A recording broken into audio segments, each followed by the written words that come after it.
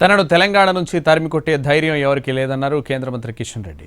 అలాంటి వ్యక్తి గడ్డ మీద ఇంకా పుట్టలేదని సీఎం రేవంత్ రెడ్డికి కౌంటర్ ఇచ్చారు. ధాన్యం, మొక్కజొన్నను ఈ నెల 15 తర్వాత కేంద్రం కొనకపోతే కిషన్ రెడ్డిని పొలిమేరలు దాటనివ్వమంటూ సీఎం రేవంత్ రెడ్డి వారం క్రితం అన్నారు. నాడు చేసిన వ్యాఖ్యలకు కౌంటర్ ఇస్తూ నేడు సవాల్ చేశారు కిషన్ రెడ్డి.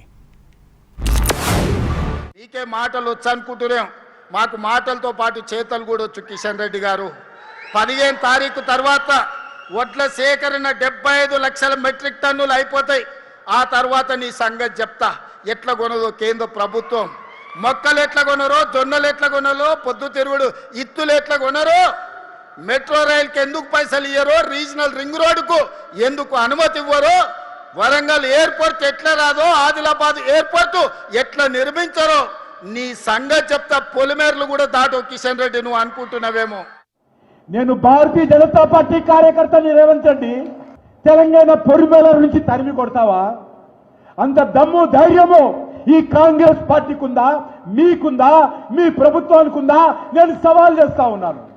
నన్ను ఈ యొక్క తెలంగాణ గడ్డ పొలిమేరల నుంచి తరిమి కొట్టేటువంటి వ్యక్తి ఈ గడ్డ మీద ఇంకా పుట్టలే.